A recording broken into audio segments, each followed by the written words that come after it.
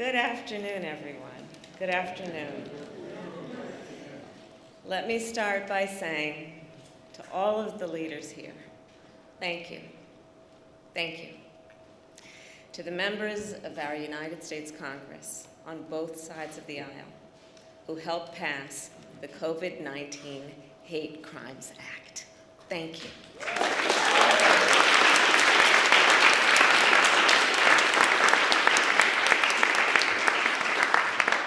And a special thanks to Senator Mazie Hirono,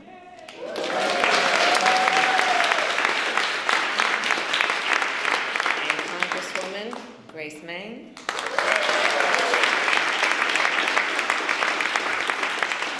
for leading this incredible effort.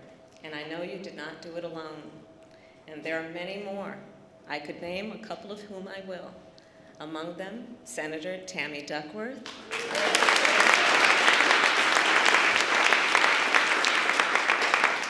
Senator Richard Blumenthal,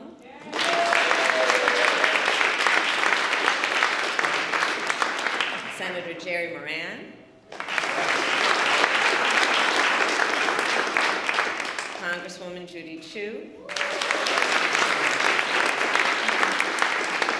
Congressman Don Beyer, and Congressman Fred Upton.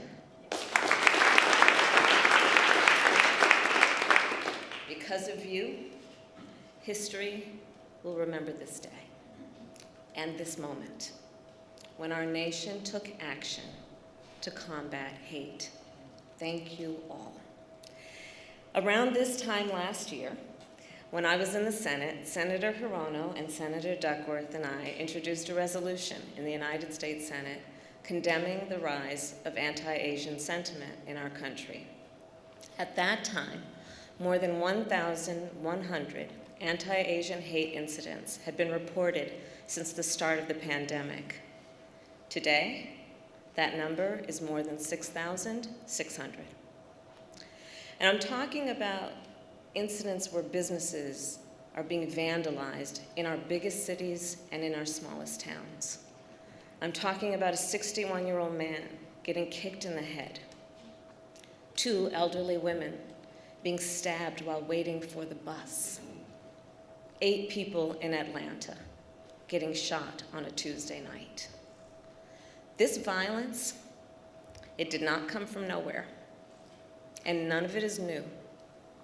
In my life, my lived experience, I have seen how hate can pervade our communities. I have served in the justice system, in the legislative branch, and in the executive branch. I have seen how hate can impede our progress. And I have seen how people uniting against hate can strengthen our country. Those here today are united. This bill brings us one step closer to stopping hate, not only for Asian Americans, but for all Americans. It will expedite the Justice Department's review of hate crimes, every type of hate crime. It will designate an official at the department to oversee the effort, and it will expand efforts to make the reporting of hate crimes more accessible at the local and state levels. But after the President signs this bill today, our work will not be done. Here is the truth. Racism exists in America. Xenophobia exists in America. Anti-Semitism, Islamophobia, homophobia, transphobia, it all exists. And so the work to address injustice, wherever it exists, remains the work ahead. My fellow Americans, it is my great honor to mention and to say to you what you already know. We have a President of the United States in one Joe Biden who is committed to this work. He is determined to, I will quote from him, give hate no safe harbor. And I'll tell you firsthand, I've seen what you know. His actions match his powerful words. It is my great honor to introduce the President of the United States, Joe Biden.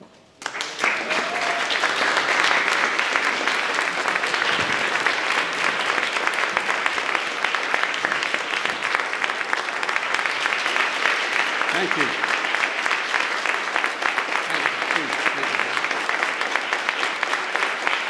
Thank you.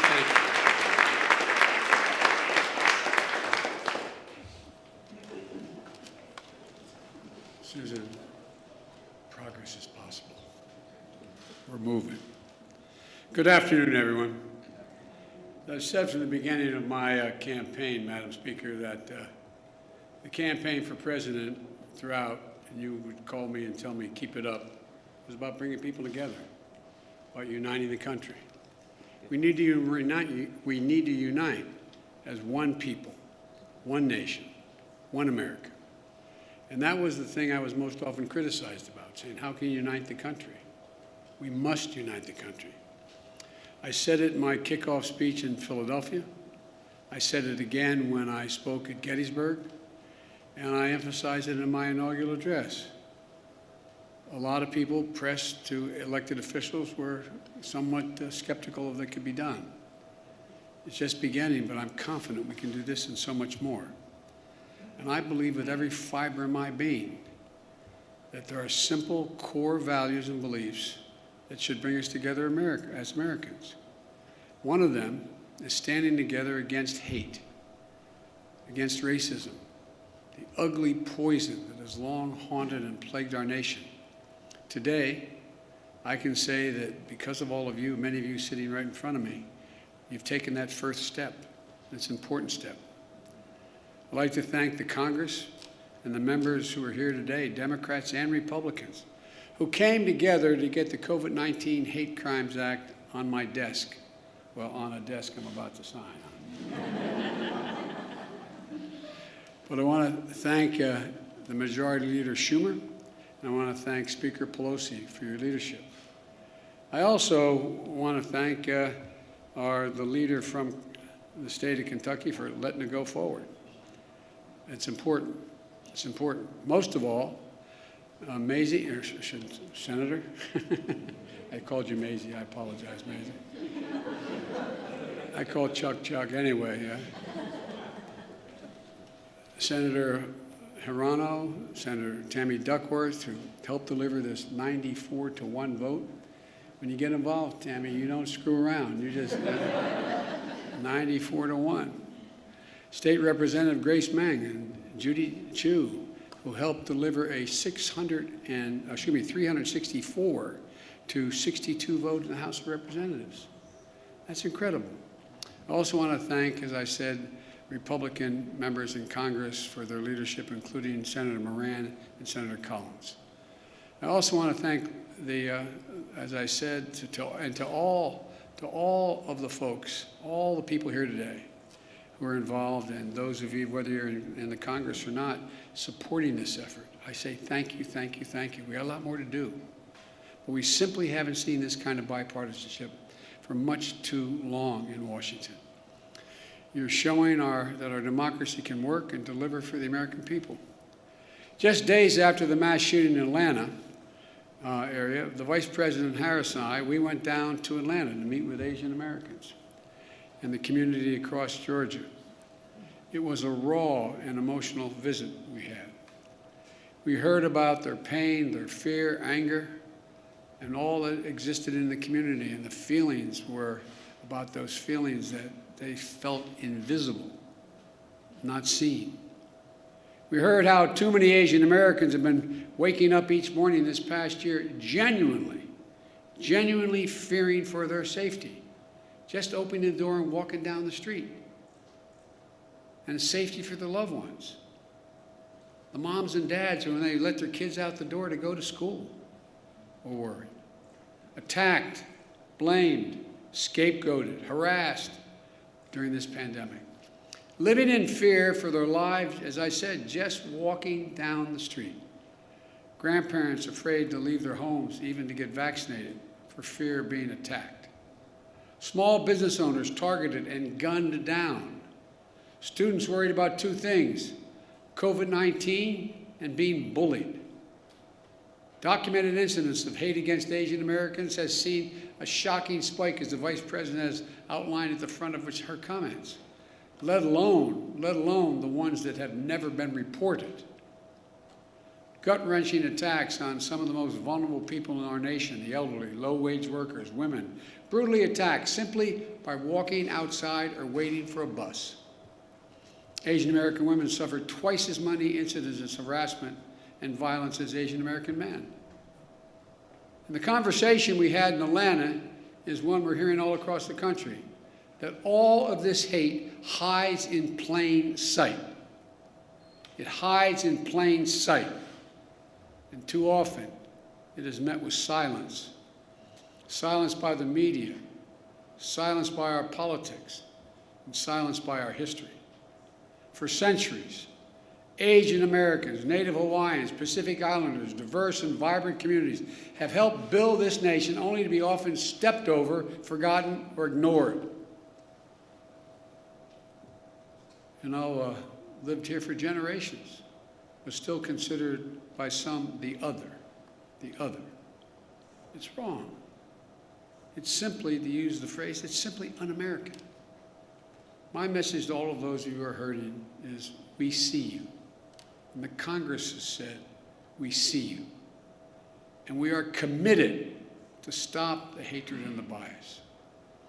In my first week in office, I signed a presidential memorandum directing federal agencies, all of them, to combat the resurgence of xenophobia. Not just one, every agency. Attorney General Garland, Deputy Attorney General Lisa Monaco, Associate Attorney General Gupta are all here today. The Department of Justice is strengthening its partnership with the community to prevent these crimes, in addition to its other work to take on violent extremism and domestic terrorism. And with the new law, this new law, the Department of Justice and our entire administration is going to step up. Right now, this is a critical problem of hate crimes being underreported. It stems from two challenges. First, there's lack of resources and training for state and local law enforcement to accurately identify and report hate crimes to the FBI. Secondly, for more people in communities of color, there are language and cultural barriers in how to communicate what's happening to them.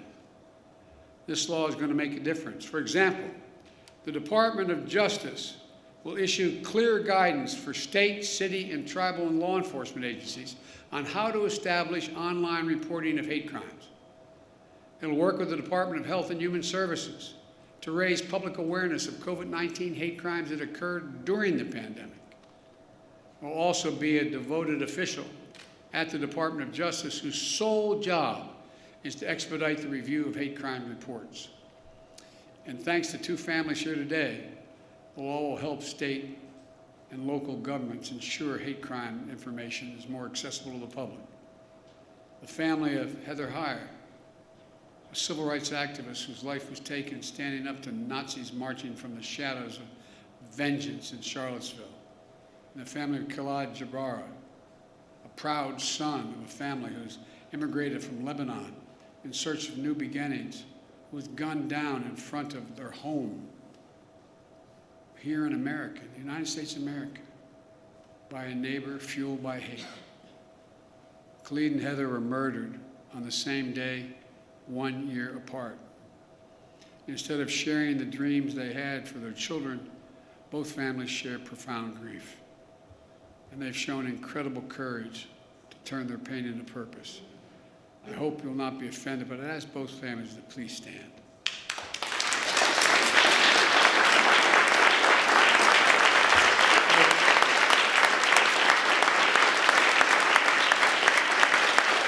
I want to thank you. I want to thank you for being here, because I know it's hard. No matter how celebratory it is, a law is being changed. When you have to show up at something memorializing your family, it's like you got the news 10 seconds ago. It's the hardest thing to do. I know from experience it takes enormous courage. But I hope that every day that's passed the memory of son and daughter brings a smile to your lips before it brings a tear to your eye. Because I promise you, a lot of people understand who've gone through similar things. It's hard. So I really mean it when I say thank you. Thank you for being here. It takes a lot of courage. Thank you.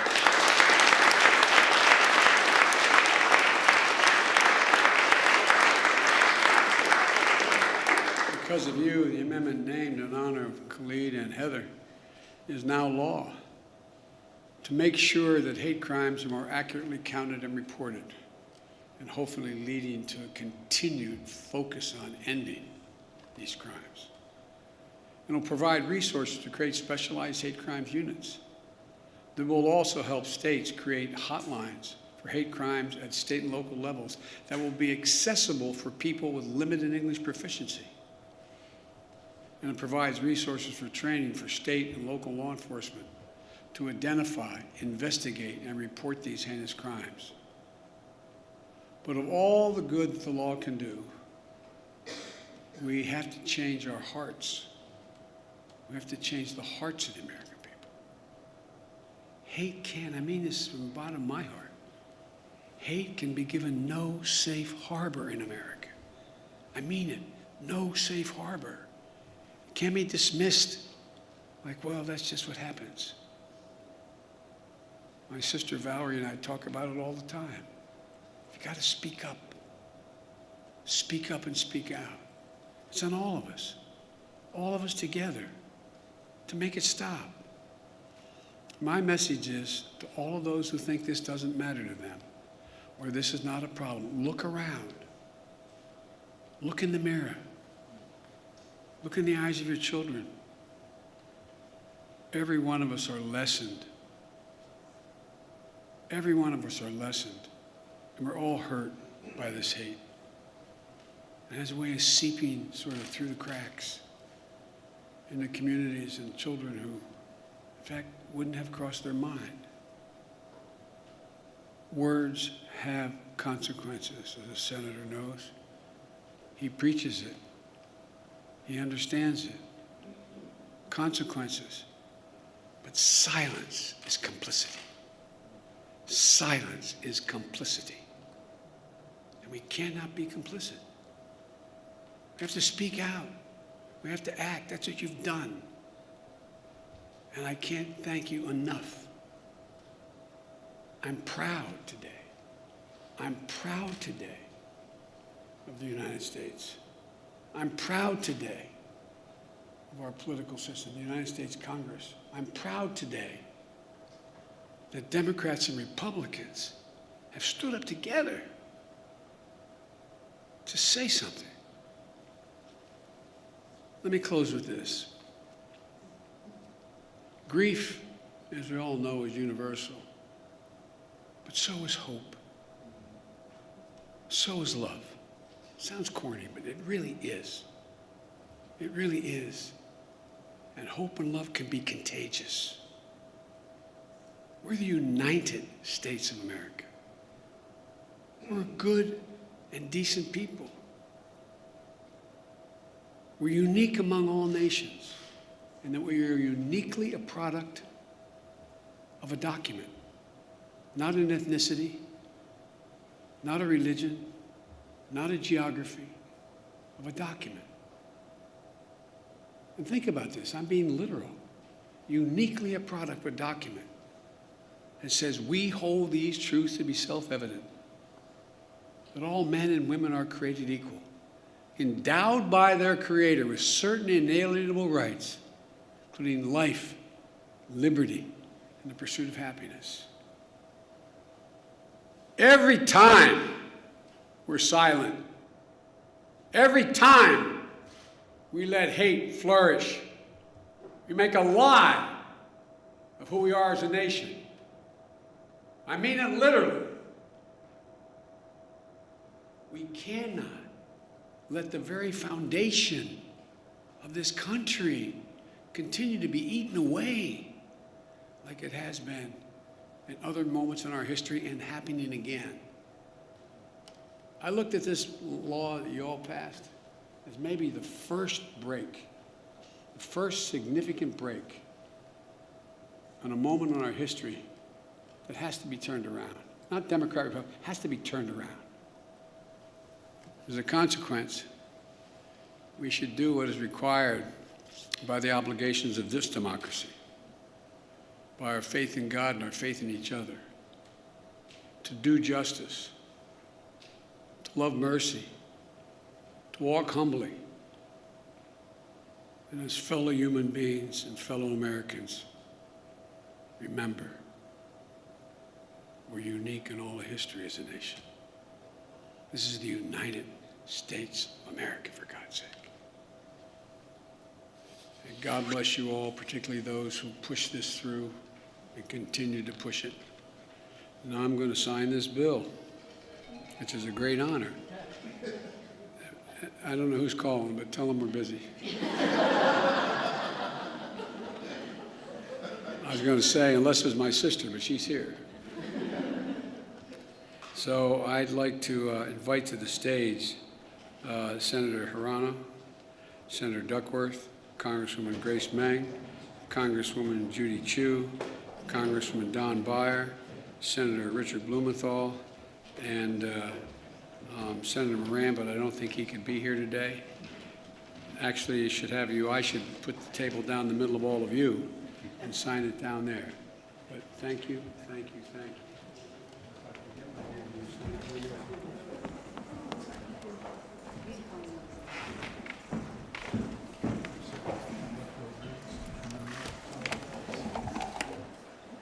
All right.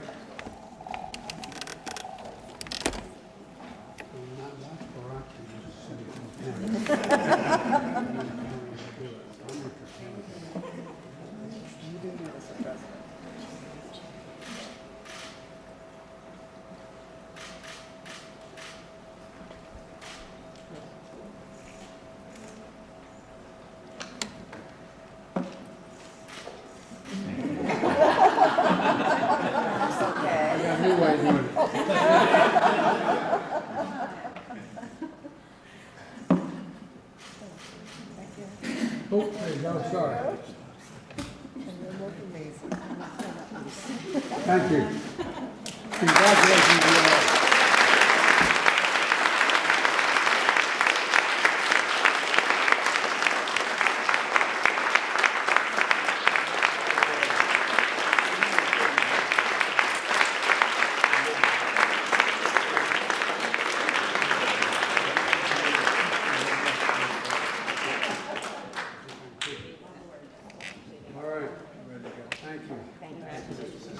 I've heard you say this before as I walk out of my grandpa's house every time he said, Joey, keep the faith.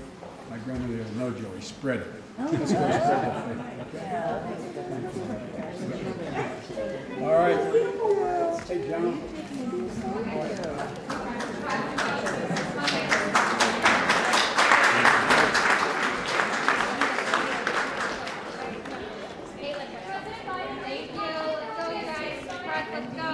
Ladies and gentlemen, please remain seated while the President and the Vice President depart. Thank you.